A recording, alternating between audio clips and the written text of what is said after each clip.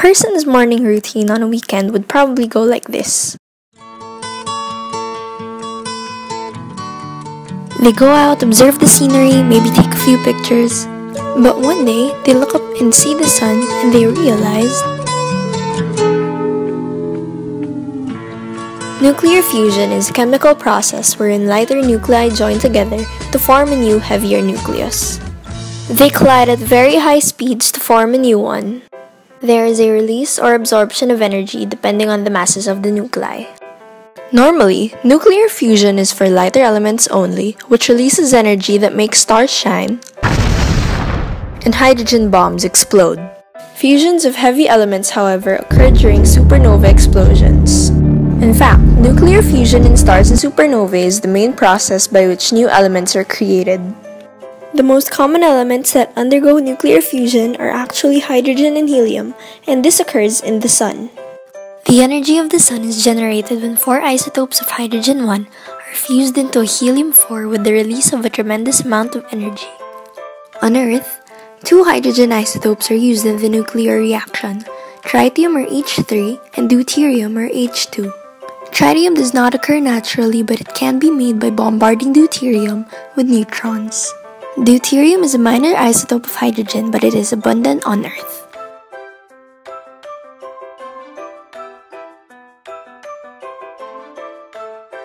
Protons repel each other. The higher temperature gives the hydrogen atoms enough energy to overcome the electrical repulsion between the protons.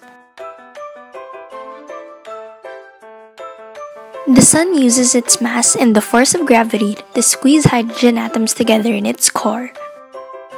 Normally, the masses of the reactants and the products in a chemical reaction are equal.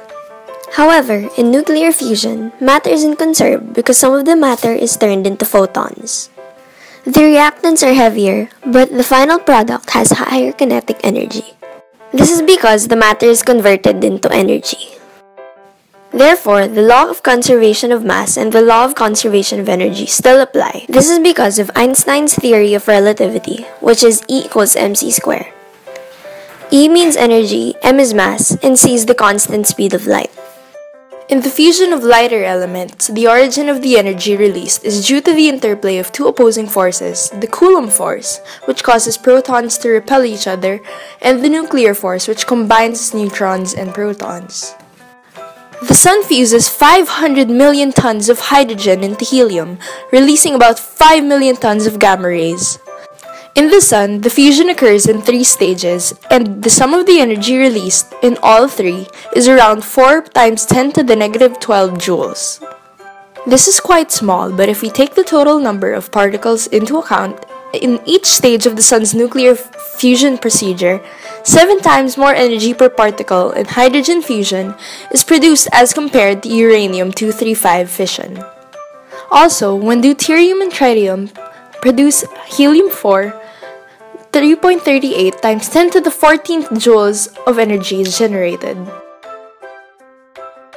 Fusion is clean, no greenhouse gases are produced, no long-lasting toxic wastes, and there is an unlimited supply of fuel considering the fact that the Earth is 3/4 water. Fritz Hautermans and Robert Disco Atkinson proposed that the Sun's energy comes from thermonuclear reactions. Ernest Rutherford, Paul Hartek, and Mark Oliphant fused 2 deuterons that produced helium-3 and a neutron, or tritium, a proton, and energy.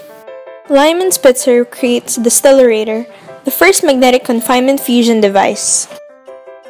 Igor Tamm and Andrei Sakharov devised the tokamak where deuterium and tritium is heated to 150 million degrees Celsius to form hot plasma. The Atoms for Peace conference in Geneva was sponsored by the UN, focused on taming nuclear energy for peaceful purposes, and scientists presented their achievements in controlling nuclear fusion reactions. Fusion research became popular and countries built their own tokamak machines. The largest tokamak is being built by the International Thermonuclear Experimental Reactor in France. Humans first used the nuclear fusion technology to develop a fusion bomb. The bomb was made using a large container filled with liquid hydrogen, which used a fission bomb as the source of heat. There are also peaceful uses for fusion technology.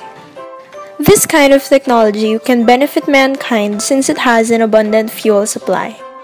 Deuterium can be readily extracted from seawater. Tritium can be made in the fusion reactor itself from lithium, which is easily found in the Earth's crust. Since there is no combustion reaction, there is no air pollution. Therefore, this is safe for the environment. Deuterium-tritium fusion requires the lowest activation temperature. That's why it's the most ideal candidate for fusion power plants. Electrostatic is the force that must be overcome for fusion reactions to occur. This causes protons to repel, thus the nuclei are too far to react. Plasma is where fusion takes place. It is a hot matter with unbonded ions and electrons. It occurs at higher temperatures than the gas phase. The cross-section is the probability of a fusion reaction. Quantum tunneling allows the nuclei to overcome the energy barrier for the fusion reaction. The particle overcomes the barrier even though it doesn't have enough energy to do so.